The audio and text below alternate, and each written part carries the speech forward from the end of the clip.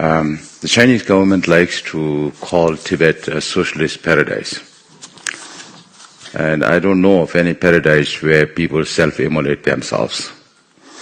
In the last, from 2009 till about 3 years ago, 157 Tibetans have self-immolated, burned themselves. We lived as neighbors for centuries, and we lived in peace with China. We have not done nothing wrong to the Chinese people. When the Mongols invaded China, Mongols were killing Chinese people, and our Lama stopped Mongolians from killing Chinese people. We have done nothing wrong against the Chinese, but we are suffering this fate under Communist China. Sikyong. So our friends in Europe tell me the dragon is biting at us. Then I told them, dragon at one time was very weak.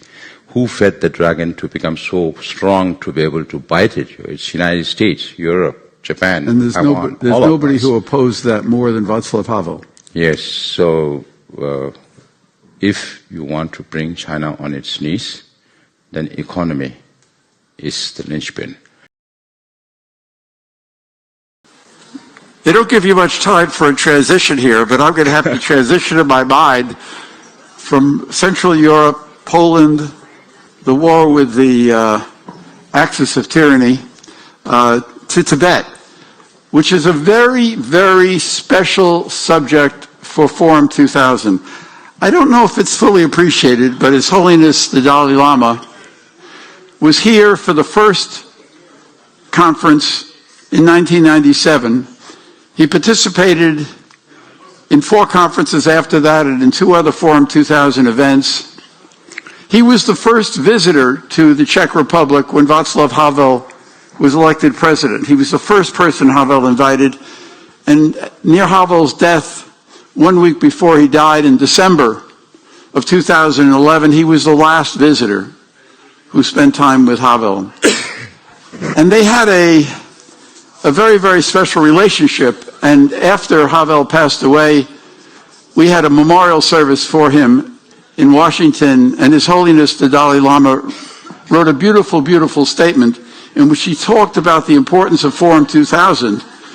But he also said that I seem to have been his last foreign visitor, and I cannot help from thinking that from a spiritual point of view, His Holiness said at the memorial service, he said, I cannot help but think that from a spiritual point of view, there was a strong connection between us. So it's a very special occasion to have my dear friend, Pempet Sering, Sikyong Pempela, that's what I was told I should call you. It's wonderful to have you here. Thank you. And I want to begin with a question about what's going on today in Tibet. I mean, you know, the Genocide Convention never accepted the idea of cultural genocide. His Holiness said that China was committing cultural genocide against Tibet. He said that 15 years ago, and since then it's only gotten worse. And almost 1 million Tibetan children, most of the children of Tibet, are being sent to state-run boarding schools, separated from their families, stripped of their language and traditions, and they're really trying to destroy the culture by taking the kids away from their family. And under the Genocide Convention, there are clauses in the Genocide Convention, even though it doesn't recognize cultural genocide, but they talk about deliberately, and this is from the convention, deliberately inflicting on the group conditions of life calculated to bring about the group's physical destruction. And that also considered a genocidal act is forcibly transferring children of the group to another group. In other words, taking them out of their culture and trying to destroy them. And if you would just reflect on that, about what China is doing, and is it cultural genocide, and how do you respond to that? It's definitely a cultural genocide that's going on inside Tibet. The Chinese government likes to call Tibet a socialist paradise. And I don't know of any paradise where people self-immolate themselves. In the last, from 2009 till about 3 years ago, 157 Tibetans have self-immolated, burned themselves to death. In Czech Republic, you had one incident in 1968. And in Vietnam, you had one incident in 1963. In Tibet, 157 Tibetans, mostly young Tibetans who are between the age of 17 to 35, who have never witnessed independent Tibet, who have never witnessed cultural revolution, those 10 years of destruction where they destroyed more than 6,000 Tibetan monasteries, and 1.2 million Tibetans died as a direct or indirect result of China's occupation of Tibet. That speaks for itself. These younger generations see what Chinese government is doing to Tibet and the Tibetan people today. And that is what drives them to this desperate act. So when we talk about these desperate acts, then we are talking about all the ills that we are facing. In terms of political space, there is none whatsoever. It's more like George Orwell's 1984 coming into reality, where the state surveils everything and controls everything. So we talk about there being no political space whatsoever. Today, if I think about self-immolating myself, then I have to think about all my family members. I cannot think only about myself. It's not like Tibetans cannot kill Chinese. They can, but they don't do it because His Holiness always said that if you take up violence, I will no more be responsible for the cause. So Tibetans also restrain themselves from taking up violence. You talked about the colonial-style boarding schools. That's aimed at eradicating, changing one generation of Tibetan into completely Chinese. So you have to learn Communist Party thought, you have to learn Xi Jinping thought, you have to practice loyalty to the party, and all these things are happening in Tibet. And in addition to what was reported by the UN Special Rapporteurs on the colonial-style boarding schools, now they have, since 2018, they started closing all the schools, private schools, not just in Tibet, but also in southern Mongolia, in Uyghur, and in Tibet. Lately, in the last 6 months, we have been witnessing more cases of Chinese government closing down monastic schools. And that is where they learn Tibetan and Tibetan Buddhism. The purpose is to destroy minority cultures. Is it to destroy a people?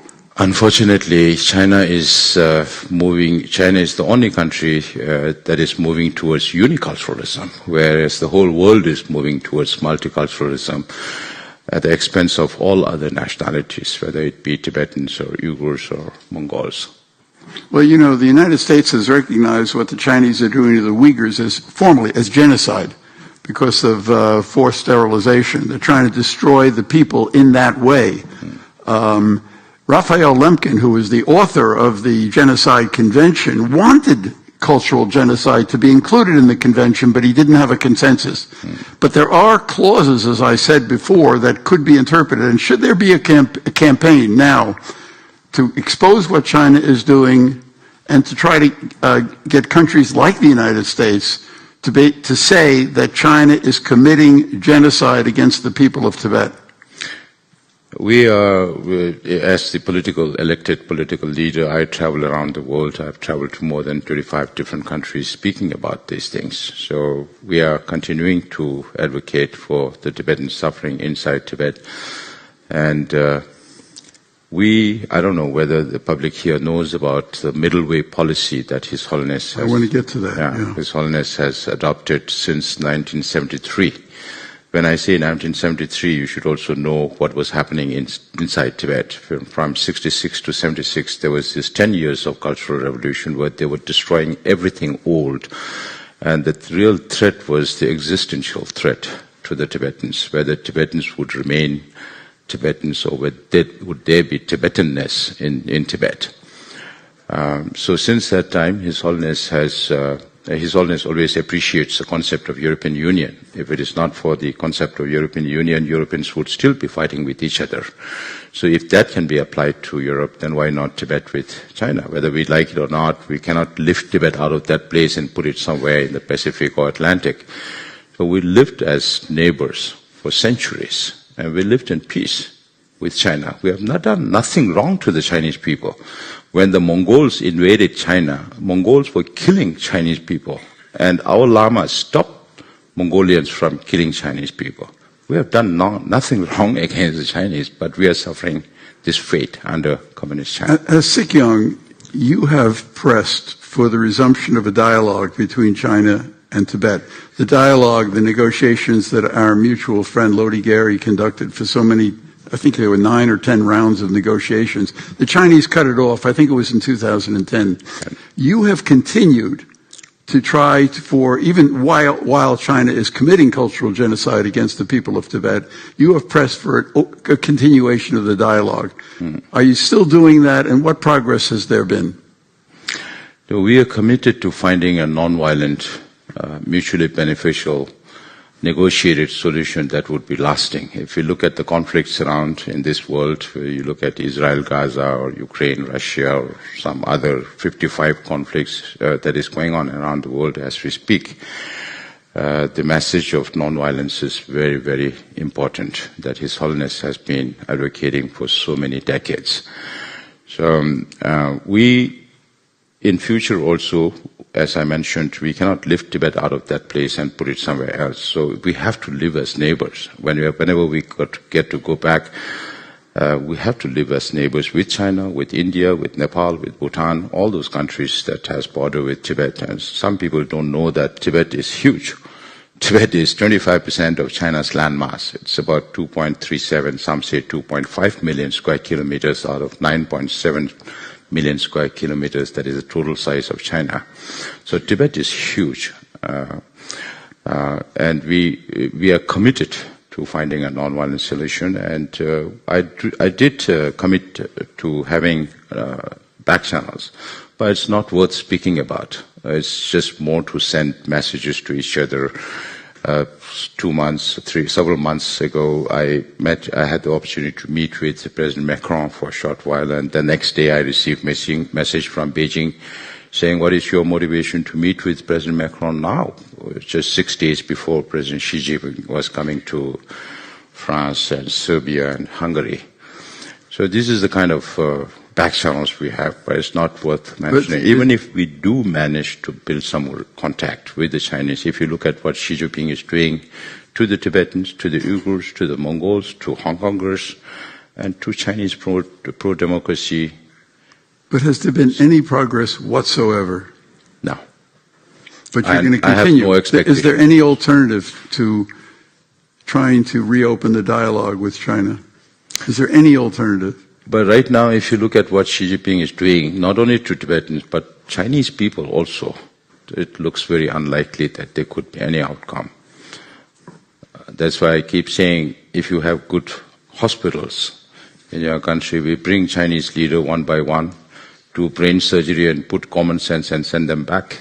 That's all they need to resolve the Sino-Tibet conflict. You know, one of the things that worries many people the most is the succession process. I think on July 6th, if I'm not mistaken, His Holiness is going to turn 90 years old. Yes. And China is threatening to take over the succession process. His Holiness and the Tibetan government in exile, which you lead, have not announced any roadmap for the succession process. It was said that perhaps when His Holiness turns 90, he will announce a roadmap for succession to keep the succession process out of the control of the Chinese regime. Can you tell us anything about that, about where things stand in the succession process? I mean, I hope His Holiness is going to live forever, certainly for 120 years. I think that would be a wonderful thing. They used to live that long in biblical times. Maybe he could do it. But if it happens, what's the process? Even at the age of 90, His Holiness points at his teeth and says, I have not lost one tooth. And I'll live for another 2 decades or more. And there are propitious pre-signs that this Dalai Lama will live very long, up to 113 years of age. So I keep telling the Chinese, this message is for you, that this Dalai Lama will live very long. So let's see whether communism outlives the Dalai Lama or the Dalai Lama outlives communism. Well, I have no doubt that spiritually he will outlive communism, but we'll see what happens. But look, 90 years is 90 years. Yes. Are you going to be coming forward, announcing some kind of a roadmap for the succession process? This is a purely religious activity when you look for reincarnation. And His Holiness also says that if Chinese government is really serious about reincarnation, they should study Tibetan Buddhism first. Because this is very unique to Tibetan Buddhism, where you have reincarnated what China calls as living Buddhas. And they have been preparing the death of this Dalai Lama for the last 20 years or more. And they are still very active. Any visitor that comes to Tibet, they always talk about His Holiness reincarnation. So they are not bothered about the living 14th, but they are more bothered about the yet to come 15th. And even at 90, if His Holiness feels good, then he might even say that it's too early. Who knows? That's some 9 months down the line. And there's only one document regarding His Holiness reincarnation. There is September 2011 document, which you mentioned, where His Holiness might take certain decisions when he reaches the age of 90, which is 6th of July, 2025. And from the media, from the politicians, I keep getting this question as to how this will move on.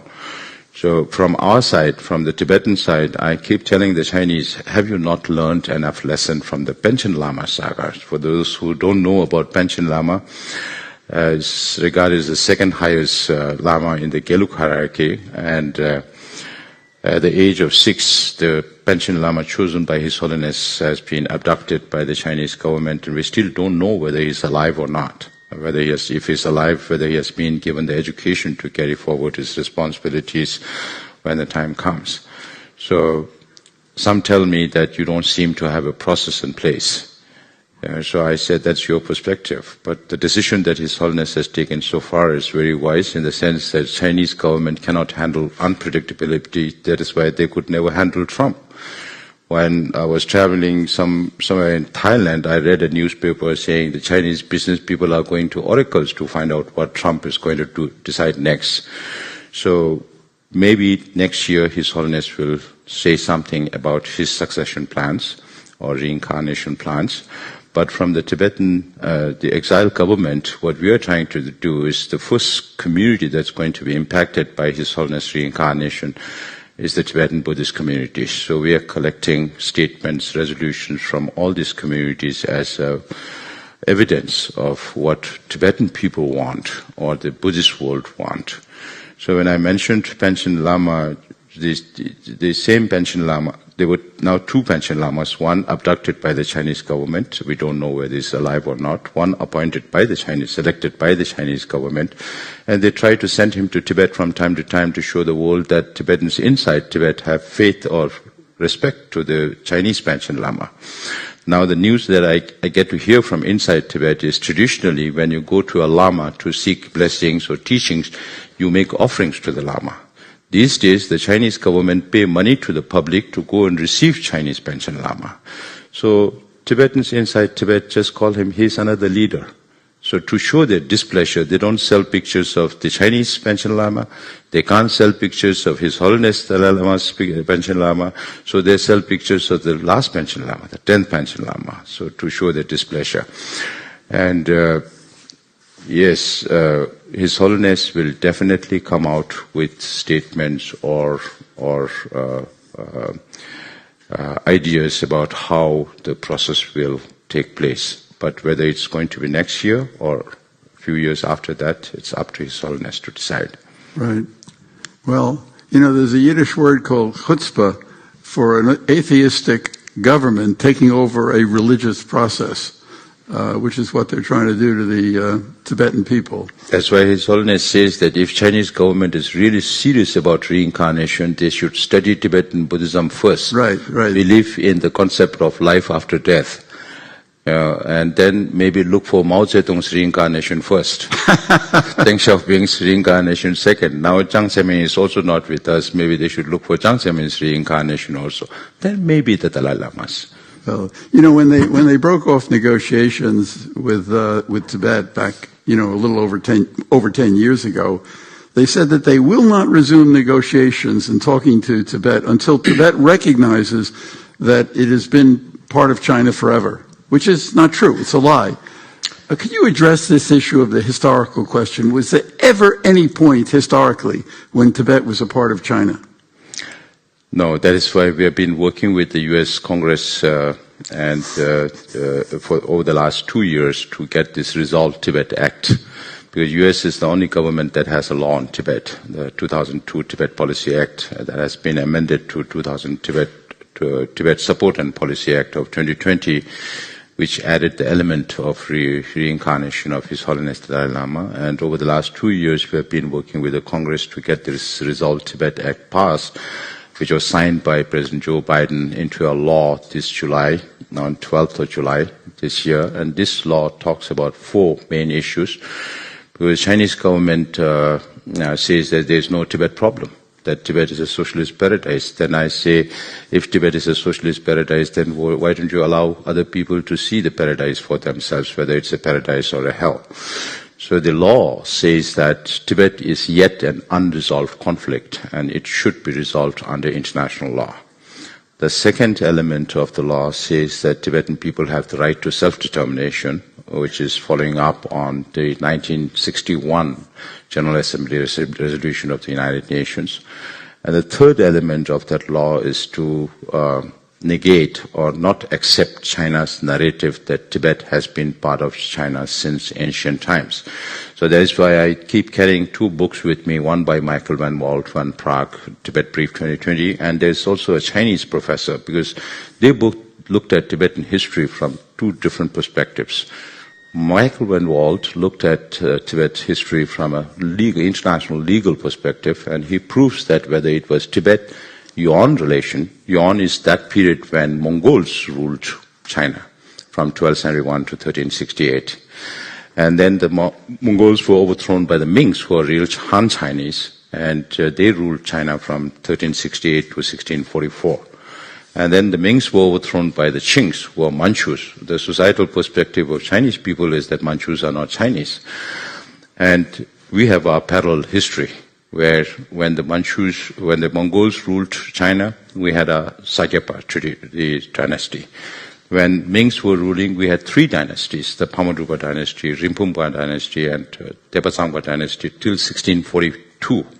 And the 5th Dalai Lama took over the spiritual and temporal leadership of Tibet in 1642, 2 years before the Qings overthrew the Mings in China.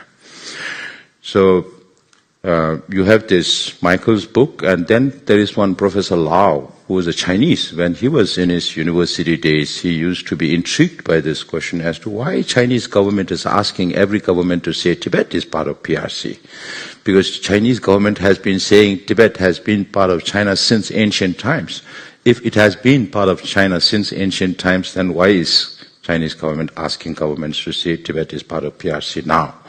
So that is why after his retirement, he took out all the imperial historical documents from the Communist Party website, and now he has come out with a book arguing as to how imperial China, if you can consider the Mongols and Manchus also as Chinese dynasties, then how imperial China has not considered Tibet as part of China. So this was a shift in our strategy, because we still are very committed to middle way, finding a negotiated non-violent solution. But at the same time, if there are no recognition for the polarities, when we say middle way, there has to be polarities. So one polarity is the present situation of occupied Tibet under the repressive Chinese government, and the other polarity is the historical status of Tibet as an independent state. So if there is no recognition for this, then there is no value for middle way. There is no leverage for middle way. That is why when I travel around in these days, I tell governments that if you keep repeating the statement that Tibet is part of PRC, then you are going against international law, because we were forcefully invaded by China in 1951 and 50, and then we were forced to sign this 17-point agreement. That is the only one agreement we have with Communist China on the threat of war. So whether it's happening to Ukraine today or it happened to Tibet 74 years ago, it was the same international law. It is the same international law. And the second thing we tell the international community is that if you keep saying Tibet is part of PRC, and then on the other hand, you keep saying we support negotiations between representative of His Holiness Dalai Lama and the Chinese government. So you're contradicting yourself. You're removing the very ground for negotiation. When every country in this world keeps repeating this statement that Tibet is part of PRC, then where is the reason for China to come talk to us? Then the third thing we tell them is, why is Chinese government asking every government to say Tibet is part of PRC? Why not Mongolia? Why not Uyghurs? Why not Manchuria? Why only Tibet? Because the Chinese government knows that they have no legitimacy of their rule in Tibet, right, and they are trying to seek that legitimacy from the international community. And I think it should be noted that, in the State Department reports, it used to say Tibet is part of China. It doesn't say that anymore. The U.S. has changed and has removed that language. And I would hope that are you trying to get other governments to remove that kind of language and to not say that Tibet is part of China? We're waiting for the U.S. election to get over and then see how we can work with the Congress and the State Department to work with other like-minded countries to take similar positions so that China will be forced to come and talk to us. I mean, we gave His Holiness the Democracy Service Medal in 2010. You received it last year. It was a glorious occasion, and I just think it should be said, and maybe you could say a brief word about that because our time is up, but if you could just sort of say a brief word about His Holiness's commitment to democracy. I mean, it's an actually deep commitment, and Pempala, the Sikyong, the head of the government in exile, that government in exile was set up by His Holiness. He wanted to see this happen because he wanted to begin to introduce democracy into the Tibetan system, into the Tibetan culture. And maybe you could just say a word about his commitment to democracy. His Holiness had been to, when he was 19, 20 years old, he had been to China, met with Mao, Dalai, and all leaders of those times, and he saw how China functioned. Even though everything looked very orderly, people didn't have the freedom to speak.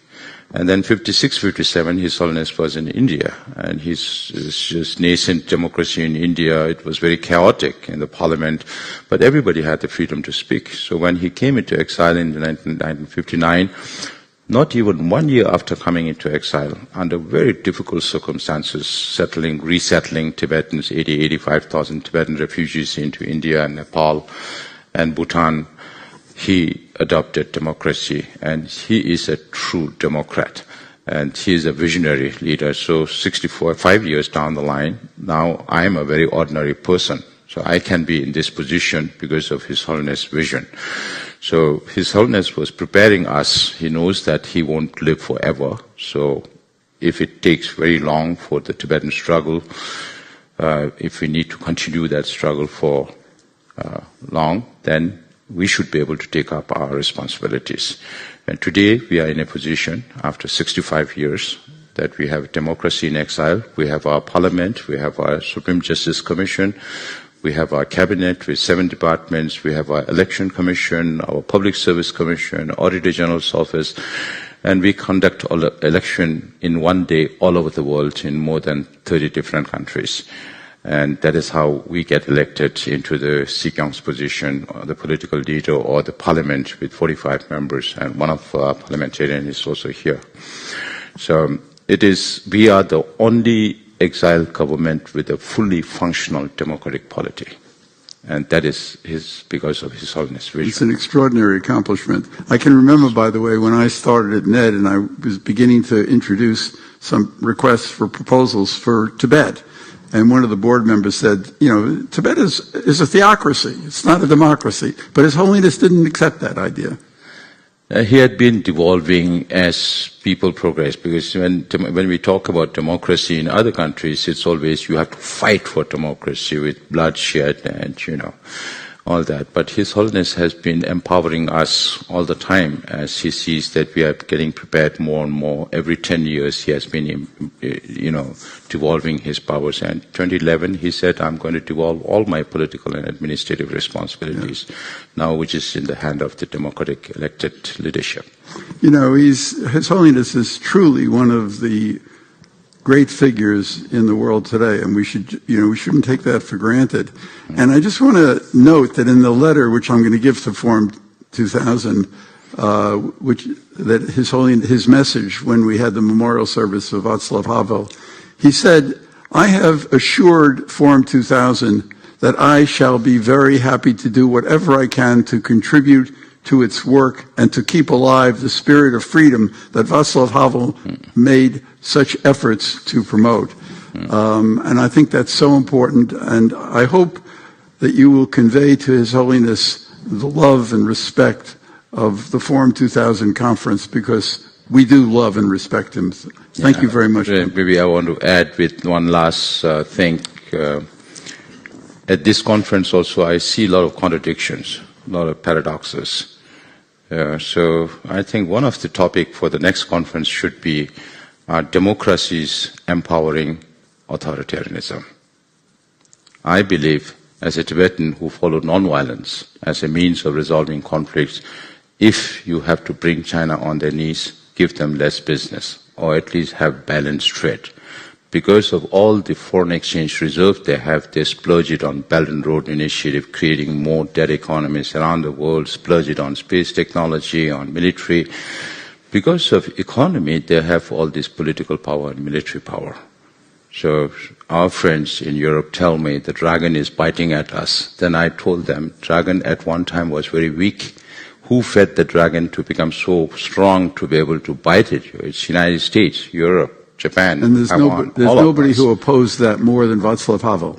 Yes, so if you want to bring China on its knees, then economy is the linchpin. Yeah. I've received katas from Tibetan friends forever, but I'm told by my Tibetan friends that it would not be inappropriate if I gave one to you. So I want to conclude by putting this around your neck. Thank you.